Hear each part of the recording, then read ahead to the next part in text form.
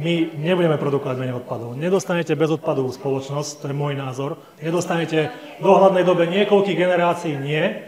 A zároveň nedostanete, to sú základné fyzikálne princípy, druhý termodynamický zákon, jednoduchá stredoškolská fyzika, vy nedokážete zrecyklovať všetko.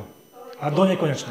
A v tomto momente, ďakujem, v tomto momente sa nehnete tam, kde je teraz Nemecko. Akékoľvek množstvo odpadov máte, otočíte plasty, myslím, že tak možno 1,5 krát, 2,5 krát, papier možno 3-4 razy, sklo ako jediné do nekonečna s hliníkom, ale všetko ostatné vám z toho kruhu recyklácie bude vypadávať a v súčasnosti Nemcom vypadáva každý rok tretina, to je tých 30%. Čo s tým? Potom to už viete len skládkovať alebo spáliť.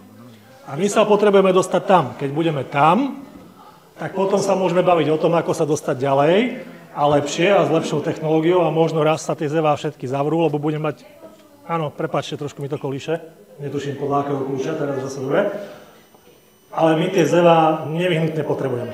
Ešte počkajte, ja dokončím ten vplyv na rakovinu. My sa totižto s pani doktorkou stretávame takto pravidelne na opačných stranách, prepáčte, odpovedám sa s pani Žirkou, na opačných stranách tá debata je niekoľkoročná.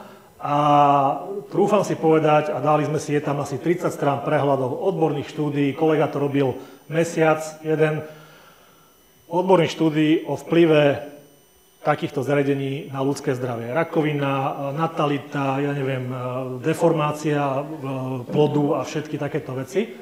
Ale my berieme do úvahy výlučne recenzované časopisy a odborné medicínske štúdie. Na internete nájdete všetko. Od mimozemšťanov, od Soroša ako židojaštera, až po zároveň, to teraz preháňam, tam si nájdete hocičo a častokrát práve pani Žirka od vás som častokrát videl stanoviská a ja to nechcem nejako zhadzovať, ale environmentálne organizácie bez odbornej akreditácie, keď merajú dioxíny, narobia viac škody ako úžitku, lebo to je tam, keď nemeriate presne. Áno, presne to chcem povedať. Nie sú to, pozor, nám oplieskávajú o hlavu, keď niekto robí neakreditované a nerecenzované časopisy. Ani jeden z nich, čo som videl, nebol v recenzovaných časopisoch.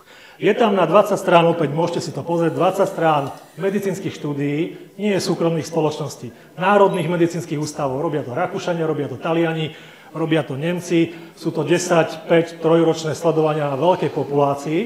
Cielene sme odtiaľ nevymazávali kľúčové veci. Takéto štúdie vám ani jedno nepovie, že 100% nemá vplyv. Tam je vždy neistota. Ale neexistuje kľúčový záver tých 20 strán z tých medicínskych štúdií, ak sa sústredíme naozaj na vedecké recenzované časopisy, nenájdete jeden článok, alebo závery všetkých preložené do ľudskej reči, neexistuje preukázaná, a to už nebude ľudská reč, prepáčte, štatistická korelácia medzi zevom a zvýšenou mierou rakoviny. Neexistuje. To neznamená, že nie je, aby sme boli objektívni, ale zatiaľ nikto nepreukázal.